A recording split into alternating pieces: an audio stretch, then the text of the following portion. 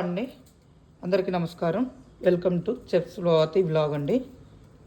ఇవాళ నేను crab curry చేయబోతున్నానండి. ఇదిగోండి క్రాబ్స్ రాత్రి లైవ్గా ఉన్నాయండి. తీసుకొని వచ్చి డీప్ ఫ్రిడ్జ్లో పెట్టామండి. ఇలా అయిపోతాయి మార్నింగ్. ఇప్పుడు కట్ చేయబోతున్నాము. వీటిని జాగ్రత్తగా కట్ చేయాలండి, లేకపోతే ఇవి పెంకులు గుచ్చుకుంటాయండి. ఇదిగోండి ఇలాగైతే తీయాలి.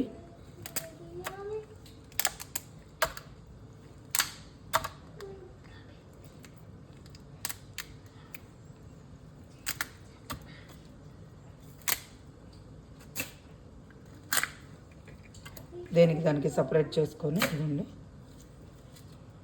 పప్పు ఇలాగైతే తీసేసి పక్కన పెట్టుకోవాలండి. బాగా వాష్ చేసుకోవాలి. ఇది నీసు వాసన పోయే వరకు శుభ్రంగా కడుక్కొని పెట్టుకోవాలి.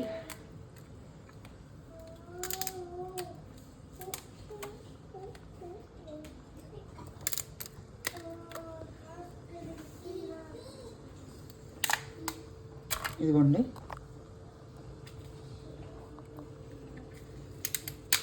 ఇలాగైతే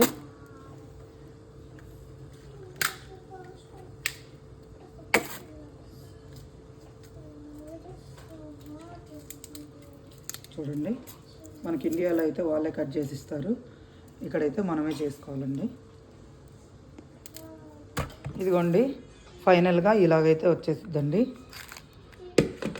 ఇదిగోండి పప్పు, ఇదిగోండి ట్రాష్. ఇది అంతా కంపోస్ట్లో వేసేస్తానండి. ఇప్పుడు ఇవి తర్వాత చెట్లకి వేస్తే చాలా బలం అండి. ఇంకా మాకు సమ్మర్ వచ్చినాక ఆ కంపోస్ట్ అంతా చెట్లకు వాడతానండి. ఇదిగోండి ఇలా అయితే తీసేసి ఇవన్నీ ఇలాగైతే చేసి పెట్టుకున్నానండి. నీట్గా కడిగి పెట్టేసుకున్నాము. ఇదిగోండి చేసి చూపిస్తానండి క్రాబ్ కర్రీ ఎలా ఉంటుందో. అసలు చాలా బాగుంటుందండి. అందుట్లో లైవ్ క్రాబ్ అండి. ఇది చాలా రుచిగా ఉంటుంది. ఇదిగోండి పీతలు ఇట్లా చేసి పెట్టుకున్నామండి. తర్వాత దీనికి కావాల్సిన పదార్థాలు చెప్తానండి. ఇదిగోండి ఒక 2-3 పచ్చిమిరపకాయలండి, ఒక 2 టొమాటోలు, కొంచెం కొత్తిమీర, కొంచెం అల్లం, కొంచెం వెల్లుల్లి, ఒక 10 రెబ్బల వెల్లుల్లి, ఒక పెద్ద సైజు ఆనియన్ అండి. ఇదిగోండి నేనైతే ఇంత సైజు ఆనియన్ తీసుకున్నాను. ఎక్కువ వేసుకున్న తీపి వస్తుందండి. ఇది చాలండి మనకు పీతల ఇగురికి. తర్వాత మిరియాలండి. నేను కారం తగ్గించి కొంచెం మిరియాలు ఎక్కువ వేస్తానండి. కొంచెం జలుబు దగ్గు అలాంటివి ఉన్నా ఈ ఘాటు తగిలితే బాగుంటుందండి. పిల్లలకు కూడా బాగుంటుందండి, మంచిదండి. కొంచెం గసగసాలు నానబెట్టానండి. తర్వాత ఆయిల్, ధనియాలు, కారం, చెక్క, లవంగం, ఒక 2-3 లవంగాలండి, కొంచెం దాల్చిన చెక్క, ఒక 2-3 యాలక్కాయ అండి.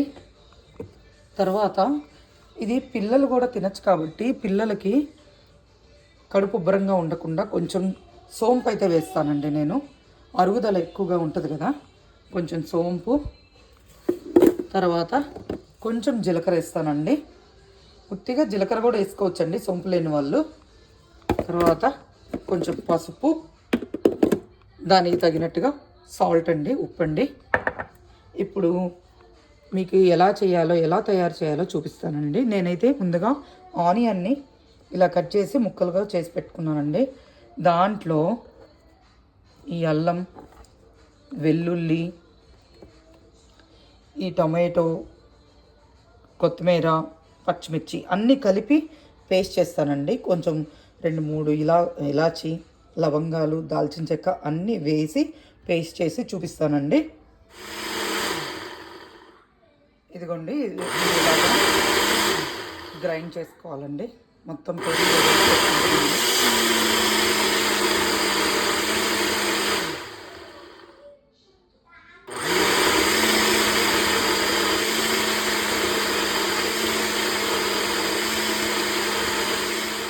అబ్బా మిక్సీ మూత తీయంగానే మంచి సువాసన అండి.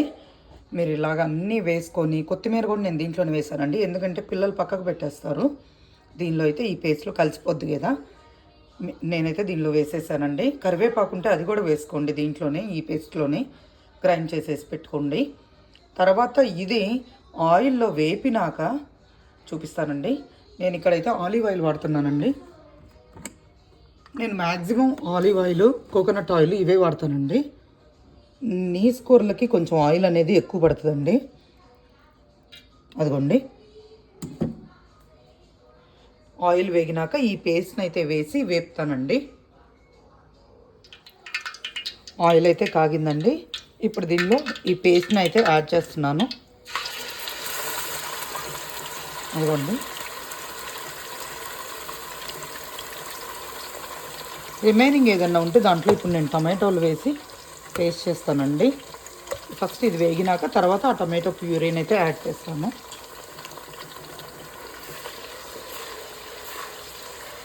ఇదైతే బాగా వేగాలండి. మీకు ఆయిల్ ఎక్కువ ఉన్నట్టు అనిపిస్తుంది, కానీ ఫైనల్గా కూర ఉడికేటప్పటికి ఆయిల్ అనేది సెట్ అయిపోద్దండి. నీస్ కూరల్లో కొంచెం ఎక్కువ ఆయిలే ఉన్నానండి. మ్యాక్సిమం నేను ఎక్కువ ఆయిల్ వాడను, కానీ నాన్ వెజ్ కర్రీస్లో అయితే ఖచ్చితంగా ఆయిల్ అనేది ఉండకపోతే ఆ కర్రీ రుచి అనేది రాదండి. కాబట్టి పేస్ట్ అయితే వేసి వేపుతున్నానండి.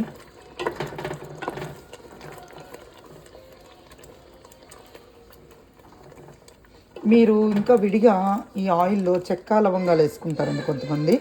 నేనైతే వేయట్లేదండి, ఎందుకంటే నేను ఆల్రెడీ ఈ మిక్సర్లో ఆనియన్ వేసాను, తర్వాత మిరియాలు, ధనియాలు, జీలకర్ర, చెక్క లవంగం, తర్వాత యాలుక్కాయి, సోంపు కూడా వేసానండి పిల్లల కోసం.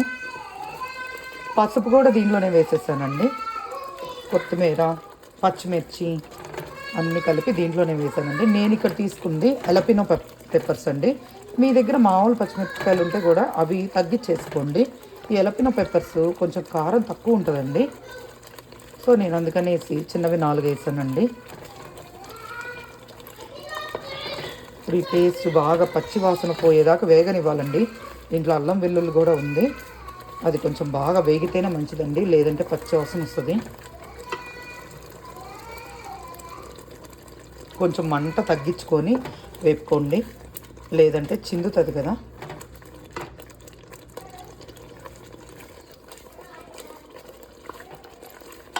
మంచి వాసన వస్తుందండి ఇప్పుడు. ఇదిగోండి, బాగా దగ్గరకు వచ్చేసింది. దీనిలో నేను ఇప్పుడు టమాటో ప్యూరీ వేస్తున్నానండి.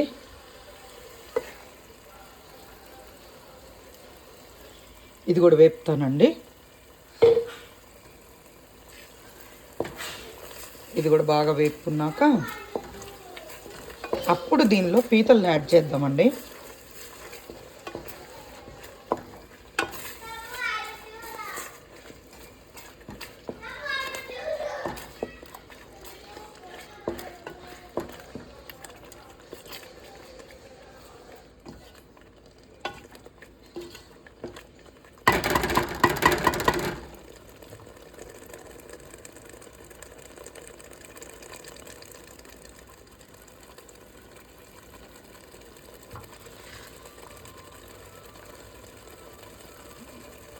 దీన్ని ఇక్కడ బ్లూ క్రాబ్ అంటారంటని.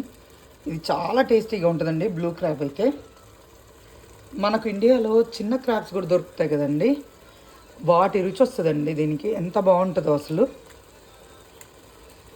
చూడండి. ఇదిగోండి, ఒక క్రాబ్ని దీనిలో మసాలా వెళ్ళిద్దనేసి 2గా ఇలా కట్ చేసి పెట్టుకుంటే మంచిదండి.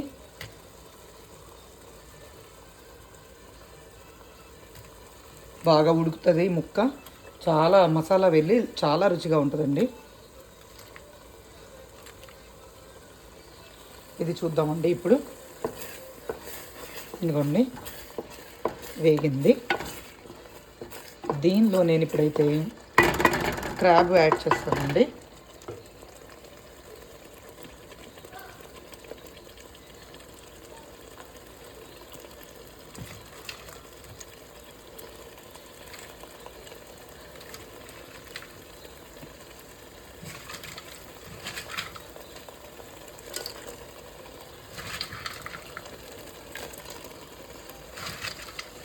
ఈ ఇది 1 కేజీ క్రాబ్ వరకు ఉండొచ్చండి.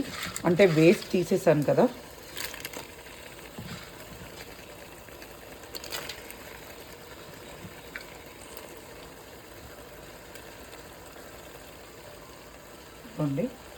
క్రాబ్ అయితే యాడ్ చేశాను. ఇప్పుడు దీన్ని బాగా కలుపుకుందామండి. తర్వాత వెంటనే నీరు పోయకూడదండి. దీంట్లో ఆల్రెడీ నీరు బయటకు వస్తుందండి. ఎప్పుడైనా సరే నాన్ వెజ్ కర్రీలో వెంటనే నీరు యాడ్ చేయకూడదండి. ఆ నీరు వచ్చిద్ది బయటికి. తర్వాత ఆ నీరు పోయేటప్పుడు అప్పుడు మీరు వాటర్ అనేది యాడ్ చేసుకుంటే వాసన అనేది రాకుండా కూర అనేది చాలా రుచిగా ఉంటుందండి.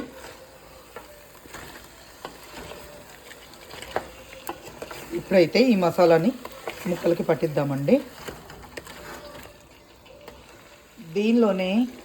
దీనిలోనే ఇప్పుడు కారము యాడ్ చేసేసుకున్నామండి.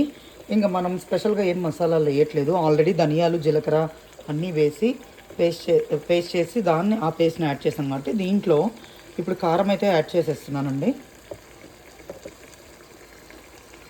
నేను ఆల్రెడీ మిరియాలు వేసాను కదండి, అందుకోసమే నేను కారం తగ్గించేస్తున్నాను. మళ్ళీ పిల్లలకి కారం వస్తుందనేసి.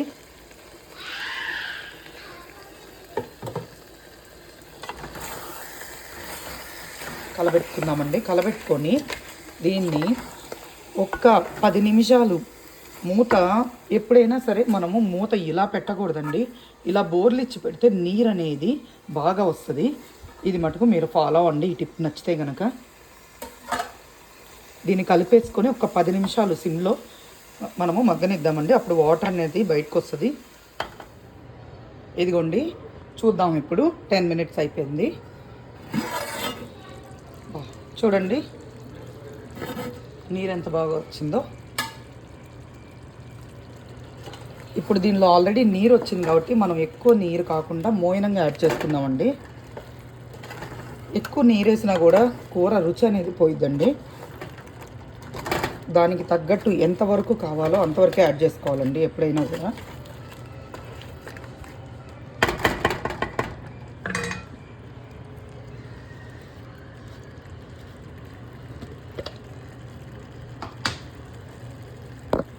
ఇదిగోండి నేనైతే నీరు యాడ్ చేస్తున్నాను.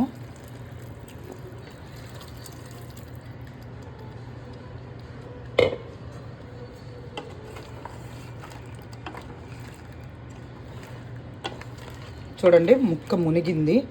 ఎక్కువ కూడా పోసుకోలేదు, నేను మోయినంగా పోసాను.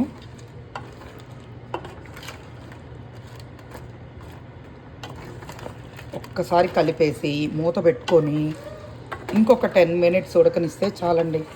అంతే, పీతల ఇగురు రెడీ అయిపోయినట్టేనండి. కలుపుతుంటేనే చాలా మంచి వాసన వస్తుందండి. మీరు ఒక్కసారి ట్రై చేసి చూడండి. ఇదిగోండి బాగా పొగలు వస్తున్నాయి. క్రాబ్ కర్రీ రెడీ అయినట్టుందండి. చూద్దాము. అదిగోండి ఆయిల్ అయితే పైకి వచ్చేసిందండి.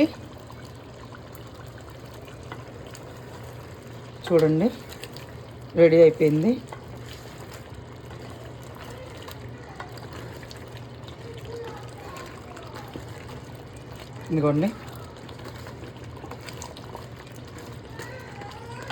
ఇదిగోండి ఆయిల్ అయితే అంతా పైకి వచ్చేసింది.